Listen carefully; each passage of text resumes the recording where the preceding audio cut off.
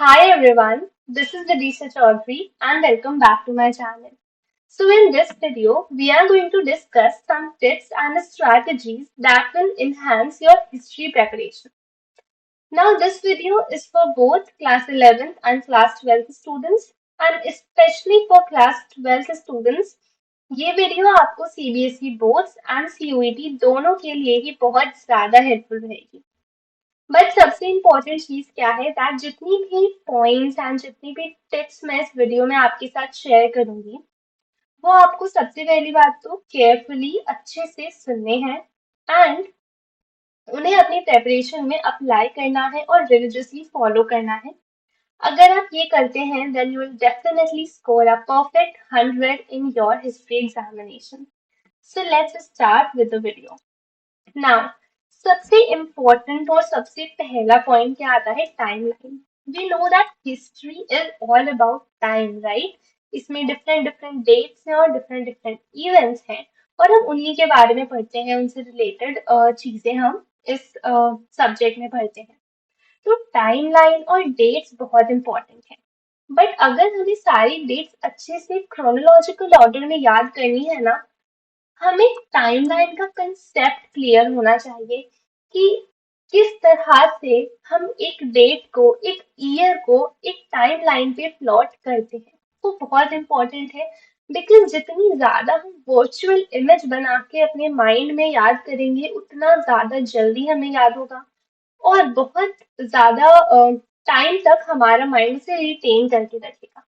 तो टाइमलाइन का concept BC, BCE किस तरह से टाइमलाइन चलती है, बीसी में कैसे चलती है, बीसीई में किस तरह से टाइम को प्लॉट करते हैं, ये समझना बहुत इम्पोर्टेंट है। बच्चे इसीलिए ही क्या करते हैं, ये कंसेप्ट क्लियर नहीं होता और उन्हें डेट्स याद नहीं रह पाती। तो अगर डेट्स याद रखनी है टाइमलाइन का कंसेप्ट क्लियर करना पड़ेगा।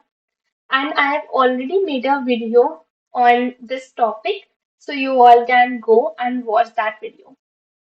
Now, second tip is that you have to make separate notes of all the important dates of each chapter. So her chapter की जितनी भी important dates हैं उन्हें एक अलग जगह लिख लो या एक अलग पेपर पे लिख के अपनी बुक में ही उस चैप्टर के किसी भी पेज पे स्टेपल कर लो।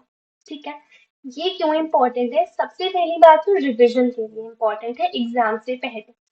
दूसरी बात, ये डेट्स जब हम अपने हाथ से खुद क्रोनोलॉजिकल ऑर्डर में लिखेंगे, उनके आगे उस डेट पे कौन सा इवेंट हुआ वो लिखेंगे, तो हमारे माइंड में बहुत अच्छे से वो चीज रिटेन हो जाएगी।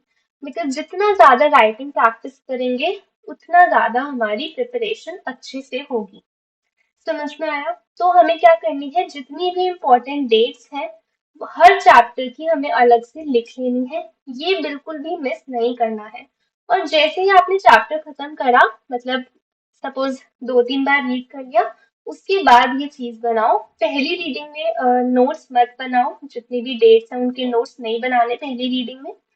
सेकेंड या थर्ड रीडिंग के बाद बनाने हैं बिकॉज तब तक हमारे कंसेप्ट क्लियर हो गए होते हैं और हमें अच्छे से क्रोनोलॉजी याद हो जाती है। ठीक है। Now third point is that her chapter के एंड में एक टाइमलाइन दी हुई है। ठीक है, इस तरह से ये चैप्टर फर्स्ट की टाइमलाइन है। ये बहुत इंपॉर्टेंट है फॉर सीयूईटी। बोर्ड्स में इससे क्वेश्चंस बहुत ज्यादा नहीं आते हैं बट सीयूईटी में आते हैं। Even in my CUET exam I think 2 to 3 questions were about this, chronological order में लगाने के लिए इस वाली टाइमलाइन से। एंड मैं वो 2 क्वेश्चंस तो ऐसे मैं छोड़ के ही आई थी बिकॉज मुझे नहीं आते थे। ठीक है, सो वेरी इंपॉर्टेंट टाइमलाइन जो कि बुक के एंड में दी हुई है, बिल्कुल भी छोड़ के नहीं जाना है, सीयूईटी के लिए बहुत इंपॉर्टेंट है। Now let's move ahead. Headings, ये हमें आंसर राइटिंग में बहुत ज्यादा हेल्प करेगी। पहली बात, आंसर राइटिंग में बहुत ज्यादा हेल्प करेगी। सेकंड, याद करने में हमें बहुत ज्यादा हेल्प करेगी। ठीक है, बिकॉज जब हम हेडिंग्स के थ्रू याद करेंगे ना, that first heading is this, second heading is this, तो इजीली याद रहेगा और उससे रिलेटेड जो भी इंफॉर्मेशन है वो भी याद रहेगी। दूसरी बात, आंसर राइटिंग में कैसे हेल्प करेगी? एक तो हमारा answer neat and clean present होगा जब हम पहले हेडिंग लिखेंगे, ठीक है, उसके बाद उसमें जितने भी पॉइंट्स हैं वो लिखेंगे, फिर हेडिंग, उसके बाद जितने पॉइंट्स रिलेटेड हैं वो लिखेंगे। समझ में आया? तो हेडिंग्स बहुत इंपॉर्टेंट है, एंड जब हम बुक रीड करेंगे हमें बुक में ही हेडिंग्स मार्क करते हुए चलनी है। Suppose this is a topic finding about the Mauryas, chapter 2 से ये टॉपिक है। सो यहाँ से एक क्वेश्चन बनता है that what were the sources used by historians to reconstruct the history of the modern empire.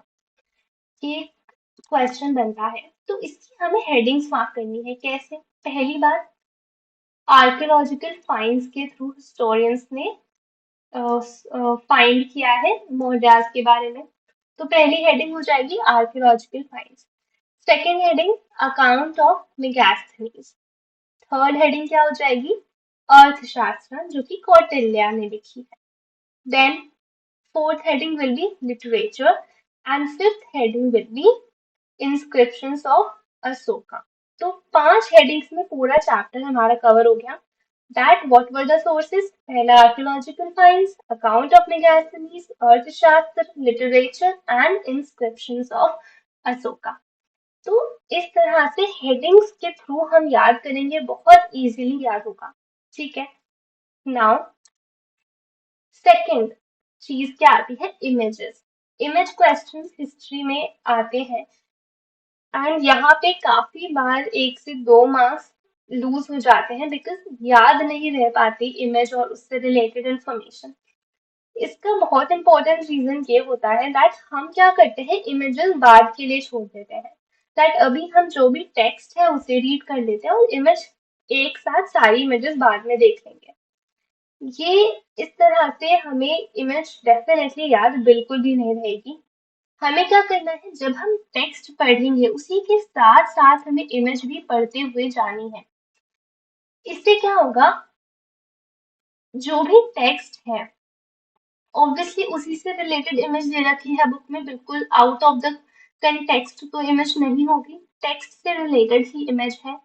तो जब हम वो टेक्स्ट पढ़ेंगे और उसके साथ साथ इमेज पढ़ते चलेंगे, पहली बात तो अच्छे से समझ में आएगा जो टॉपिक है। दूसरी बात, इमेज क्या करता है, एक विजुअल प्रेजेंटेशन बना देता है हमारे माइंड में उस टॉपिक का। तो जितना ज्यादा विजुअली इमेजिन करके याद करेंगे उतना अच्छे से याद होगा। ठीक है, और फिर जब भी हम अपना ऑब्वियसली चैप्टर रिवाइज करेंगे एग्जाम से पहले, तो हमें अपने आप ही हमारा माइंड इमेज रिकॉल कर लेगा कि हाँ, इस टॉपिक से रिलेटेड ऐसी कुछ इमेज थी। ठीक है, तो इमेजेस क्या करना है, टेक्स्ट के साथ साथ ही पढ़ते हुए चलना है, साथ साथ ही याद करना है, बाद के लिए बिल्कुल भी नहीं छोड़ना। Very important. Now next is sources, pink and blue boxes. अब हमारी बुक में कुछ ऐसे सोर्सेस दे रखे हैं, ठीक है, इस तरह के कुछ पिंक बॉक्सेस हैं एंड ये ब्लू बॉक्सेस हैं। तो सोर्सेस तो बोर्ड्स के लिए भी बहुत इंपॉर्टेंट है, यहाँ से क्वेश्चंस आते हैं, सोर्स बेस्ड क्वेश्चंस आते हैं। तो इन्हें छोड़ के नहीं जाना है, कई बार हम इग्नोर कर देते हैं इन बॉक्सेस को, बिल्कुल इग्नोर नहीं करना है, पढ़ के जाना है। ठीक है, और ऐसे बिल्कुल याद नहीं करना है जैसे हम अपना चैप्टर पूरा याद करेंगे, इस तरह से याद करने की जरूरत नहीं है, बट एक बार रीडिंग जरूर कर लेनी है बिकॉज जब एग्जाम में ये आएगा तो हम ऑलरेडी फेमिलियर होंगे तो हमारा टाइम बचेगा। नाउ ये जो बॉक्सेस है पिंक एंड ब्लू बॉक्सेस, इसमें जो इंफॉर्मेशन है ये सीयूईटी के लिए बहुत ज्यादा इंपॉर्टेंट है, यहाँ से काफी सारे क्वेश्चन सीयूईटी पूछता है। Even in my exam around 5 to 6 questions ऐसे थे जो साइड बॉक्सेस में से थे, टेक्स्ट में से नहीं थे।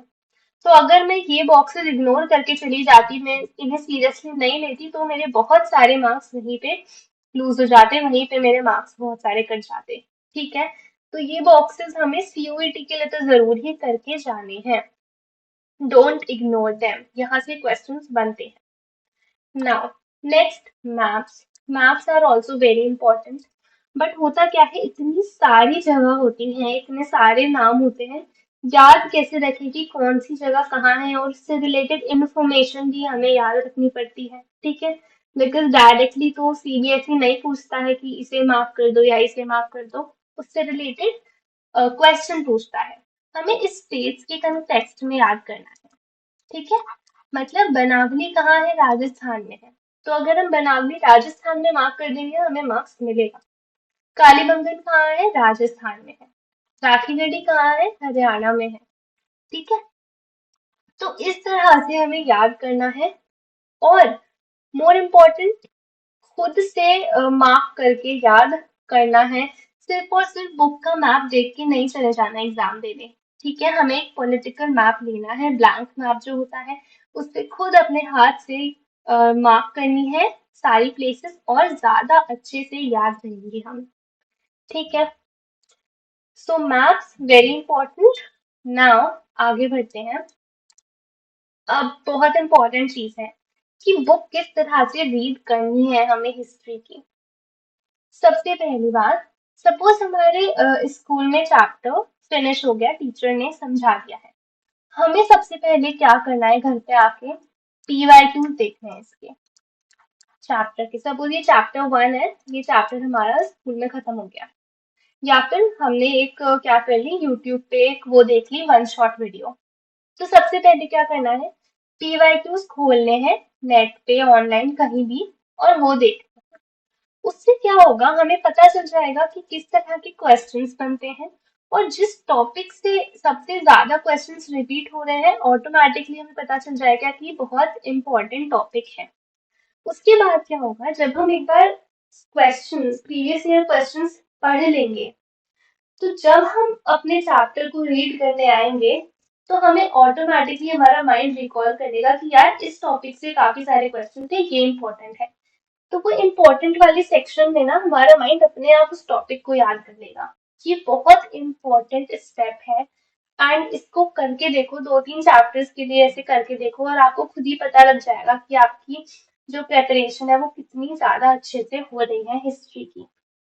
ठीक है, तो इस स्टेप को बिल्कुल मिस मत करना, PYQ जरूर देखना है। इस चक्कर में मत रहना कि पहले पूरा वो फिनिश हो जाए सिलेबस फिर हम प्रीवियस ईयर क्वेश्चंस खोलेंगे, नहीं। पहले देखो, उसके बाद चैप्टर रीड करो, तो हमें पता चल जाएगा कि कौन सा टॉपिक बहुत इंपॉर्टेंट है। समझ में आया? दूसरी बात, जब हम अपनी बुक को रीड करेंगे, सिंस हमने प्रीवियस ईयर क्वेश्चंस ऑलरेडी पढ़ लिए हैं, तो हमें पता चल जाएगा कि यहाँ से इस तरह का क्वेश्चन आया था। तो सपोज ये हमारा टॉपिक है सबसिस्टेंस स्ट्रैटेजी, यहाँ से बहुत इंपॉर्टेंट क्वेश्चन बनता है that what were the subsistence strategies practice by Harappans. ठीक है, ये क्वेश्चन यहाँ से बन रहा है। अब हमें क्या करना है, यहीं पे हम क्वेश्चन लिख लेंगे पहली बात। ठीक है, what were the subsistence strategies practice by Harappans, हमने क्वेश्चन लिख लिया। अब हम अपनी बुक में ही आंसर मार्क करेंगे। ठीक है, पॉइंट्स मार्क करेंगे दैट पहला point, the Harappans at a wide range of plants and animal products including fish, ये फर्स्ट पॉइंट हो गया। सेकंड पॉइंट, आर्कियोलॉजिस्ट ने चार्ट ग्रेन्स के थ्रू काफी सारे फाइंड्स उन्हें मिले हैं, और आर्कियोबॉटनिस्ट ने स्टडी किया है। देन किस तरह के ग्रेन्स मिलते थे, ये हमारा थर्ड पॉइंट हो जाएगा। फिर एनिमल बोन्स मिली है। देन ये आर्कियोबॉटनिस्ट ने, सॉरी, आर्कियोजूलॉजिस्ट ने स्टडी किया है दैट कुछ एनिमल्स को डोमेस्टिकेट भी करते थे। कौन कौन सी स्पीशीज थी, ये फोर्थ पॉइंट हो गया, ये फिफ्थ पॉइंट हो गया, और ये सिक्स्थ हो गया। ठीक है, तो इस तरह से हम बुक में मार्क करते हुए चलेंगे, तो क्वेश्चन भी हमारे यहीं पे हो गया, हमने क्वेश्चन भी लिख लिया, और हमारा पूरा आंसर भी यहीं पे मार्क हो गया। तो जब हम बुक पढ़ेंगे तो उसे क्वेश्चन आंसर की फॉर्म में पढ़ेंगे, तो ऑब्वियसली प्रेपरेशन हमारी बोर्ड्स के लिए अच्छे से हो जाएगी। ठीक है, एंड जो भी मैंने टिप्स एंड स्ट्रैटेजीज इस वीडियो में बताई हैं, फिर से मैं रिपीट कर रही हूँ, उन्हें रिलीजियसली फॉलो करिए। Trust me, they will definitely help you to score 100 on 100 in your history exam. ठीक है, and I hope this video helped you. And if you like this video, then please hit the like button, subscribe to my channel, and press the bell icon so that you can receive the updates of all my upcoming videos. Thank you very much for watching the video. Take care. Bye bye.